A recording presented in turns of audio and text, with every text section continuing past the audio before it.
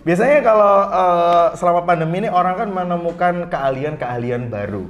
Dan saya tuh baca di sebuah artikel Dr. Boyoke ini ternyata bisa meramal orang itu dari garis jembut. Apakah benar?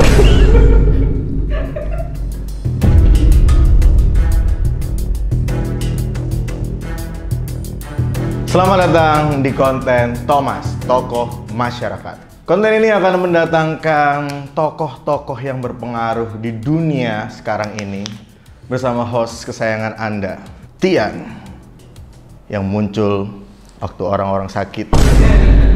Karena orang-orang di pandemi terlalu fokus kepada penyakit ini, penyakit itu, pokoknya virus-virus itu, tapi mengesampingkan kebutuhan seks kita. Kita langsung aja sambut dokter yang paham sekali soal kehidupan seks, Dr. Boyoke. Iya dok, ini bawa apa ya dok? Hah? Apa ini? Ini? Iya. Suara gak ngono dong? Apa itu? Oh ini? Oh iya. Ini stetoskop mas. Oh ini stetoskop? Iya. Iya. Emang biasa meriksa gajah ya dok? Iya. Benar sekali. Iya. Taruh belakang dulu aja dok. Ya nggak apa dok ya. Oh iya itu untuk dokter, mereknya Godok. Dok duduk sini dok. Bener miliknya Godok. Iya. Miliknya Godok bener. Iya emang. Ada. Apa kabar dok? Sehat mas. Sehat ya. Gini. Puji Tuhan, puji syukur dan puji astuti. Iya dok. Iya. Puji Tuhan, puji syukur, puji astuti. Dokter kegiatannya selama pandemi ini gimana dok? Ya saya sering ngisi acara-acara mas. Apa itu, konsultasi kesehatan? Konsultasi kesehatan, terus habis itu ada konsultasi kesehatan. Oh iya, lebih detail lagi ya? Terus kesehatan yang harus dikonsultasi. Oh iya. Dokter suaranya gitu kena COVID ya?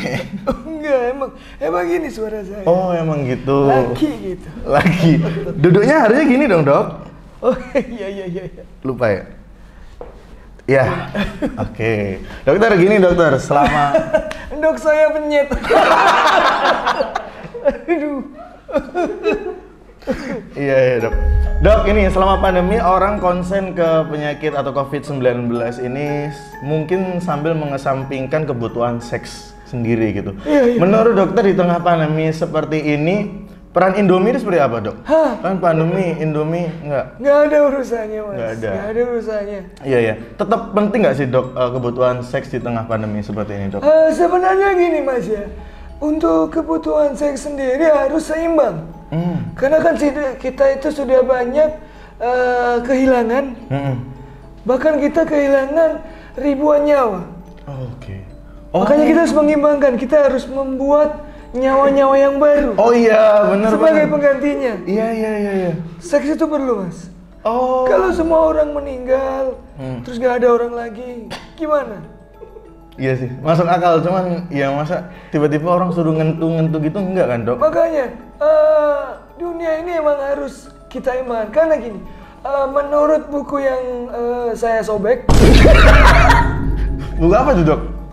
Buku penting sih, tapi saya nggak mau baca. Iya, harusnya kan buku dibaca ya dok, kok disobek ya? Itu kan orang lain, kalau saya enggak. Ya. Iya. Jadi waktu itu buku yang saya sobek, ada sebuah kutipan yang sangat bagus. Apa itu dok? La. Artinya dok? Ya itu karena disobek. La. Oh, kalau disobek pasti kaget kan, jadi kayak La. Oh, gitu ya. Lebih seperti itu mas ya. Oh, oke, benar. Tapi menurut dokter berarti berhubungan intim saat pandemi itu juga penting ya dok, berarti dok ya? Benar. Saya setuju sekali.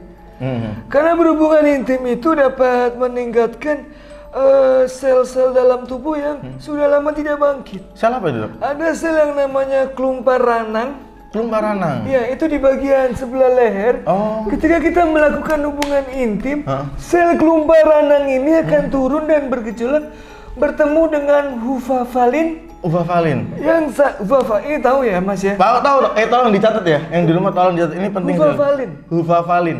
Hufavalin ini ada di sekitar area paha kita. Paha. yang akan kanan apa kiri, Dok? Yang sebelah kiri, tapi saya nunjuknya kanan ya. Karena kan Yang sana. penonton kan Dari depan. Iya. Oh iya. Ya kan. Jadi ketika kita bertemu, walau akan sebelah kanan kita, ketika begini itu langsung mecur gitu. Iya gitu ya. Apa tadi namanya, Dok? Yang gini Mas ya. Jadi sel itu yang menemukan saya. Iya. Saya nggak mau nyebutin lagi. Oke. Biar nggak ditiru oleh pakar-pakar seksologi yang lain. Oke, benar. Tapi di tengah pandemi gini masih banyak pasien yang ditangani dokter nggak? Maksudnya, kan orang kan harusnya kan sakit COVID. Ini mungkin ada yang keluhan seksual gitu nggak, Dok? Ada. Selama ini. Jadi beberapa bulan lalu tiba-tiba banyak banget pasien yang ke tempat praktek saya. Mereka minta ditangani. Oh, ditangani? Akhirnya mereka suruh antri. Habis itu saya giniin. Karena pengen ditangani doang. Ditangani. Orang udah ngantri lama ya, lama ketemu dokter cuma sampai ponari ya, lebih ke ponari. Ya, oke.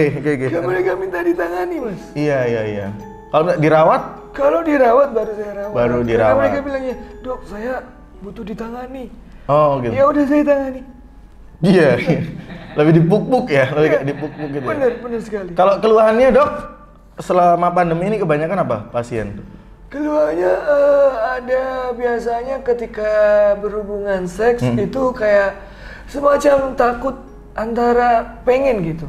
Takutnya karena mungkin ini pasanganku terpapar atau enggak ya. Terus kalau misalkan mereka ngempet, doknya itu cenut-cenut. Kalau ngempet, doknya cenut-cenut. Iya, makanya banyak pasien saya suruh doknya untuk diwur-wuri bodrek. Jadi tipsnya adalah bodrek itu digerus ya? Digerus. Itu diwur-wuri. Iya. Oh. Efeknya? Efeknya adalah bledukan ya. Kok kotor? Iya kan diwuru. Iya. Yang penting cenut-cenutnya hilang. Iya. Fokusnya akhirnya membersihkan endok itu, Mas. Iya.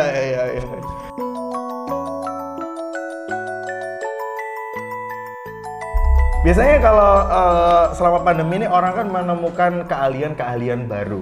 Dan saya tuh baca di sebuah artikel Dr. Boyoke ini ternyata bisa meramal orang itu dari garis jembut. Apakah benar? Jangan ketawa, Dok. Ini aku baca di artikel. Iya. Femina kalau nggak salah. Iya, benar. Bisa ya, Dok? Saya pernah meneliti waktu itu. Gimana? Meneliti? Itu menggelitik. Oh. Saya pernah meneliti. Saya pernah meneliti kasus seperti itu, Mas. Jadi ketika saya lihat area yang dijembuti itu, orangnya itu ya, bukan itu alat vital, bukan area yang dijembuti. Memang di area vital ada jembutnya. Ya kan, itu kan saya teliti.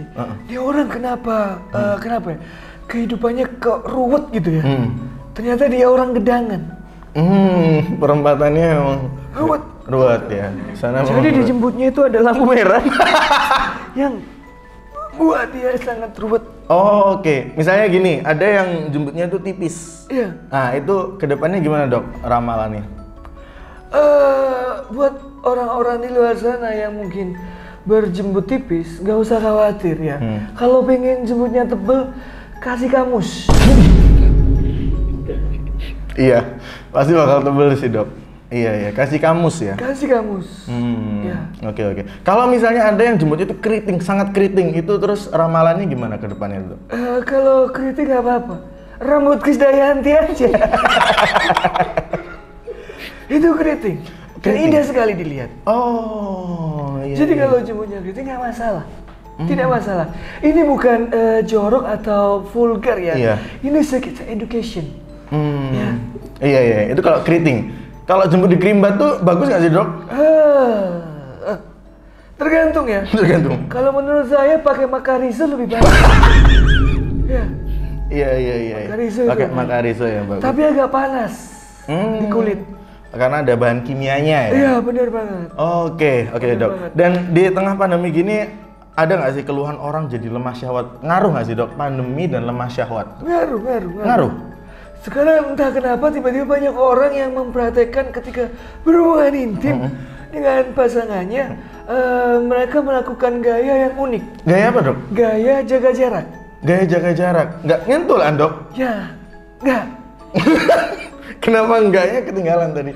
Jaga jarak gimana? Ceweknya di sana, kita di sini, kan nggak kerasa dok? Ya, itulah namanya seks ada kala pandemi mas ya. Oh gitu, bisa ya? Iya, almarhum Krisya pernah bilang. Iya.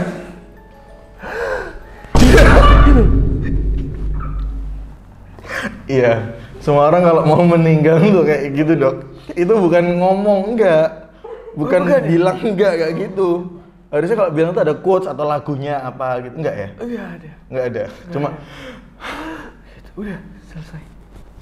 Sorry. Kalau misalnya tengah pandemi gini, kita takut pasangan kita terpapar gitu dok ya. Cara berhubungan seksnya gimana dok? Selain jaga jarak. Kalau misalnya kita berhubungan seks tapi nggak ciuman kan berarti nggak nular ya dok ya? Iya benar.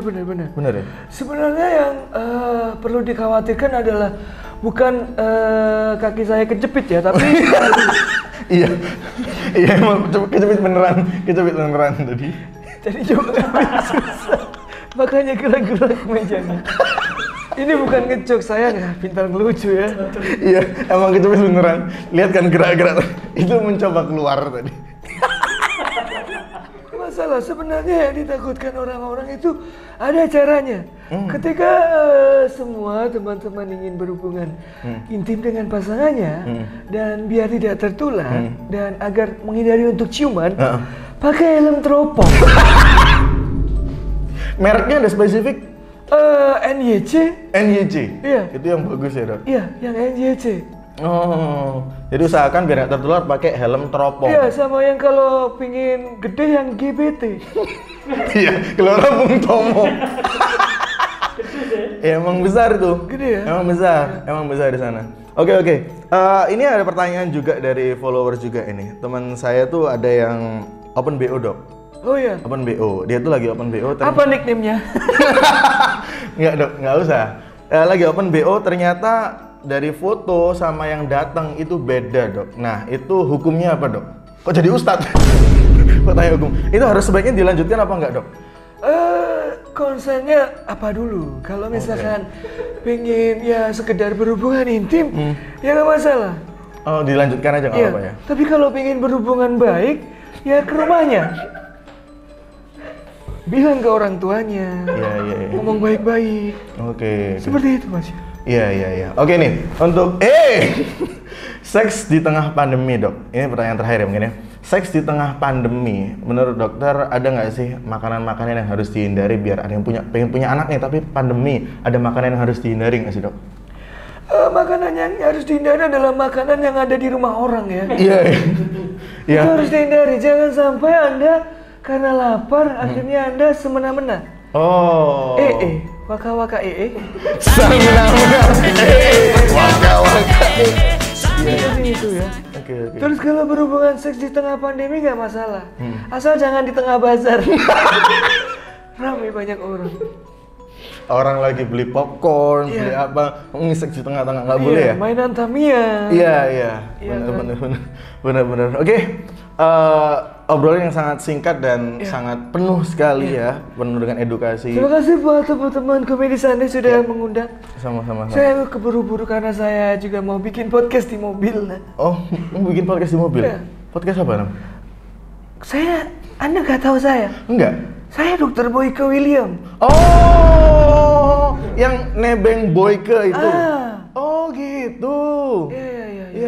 Bagus. Kontennya banyak ya. Terima kasih mas. Terima kasih. Terima kasih. Terima kasih semuanya. Itulah tadi CS-ku ngobrol-ngobrol. Udah. Nes ngale-ngale aja. Obrolan singkat bersama Dr. Boyke, semoga bisa memberikan ilmu-ilmu yang baik di tengah pandemi seperti ini. Sampai ketemu di konten tokoh masyarakat selanjutnya.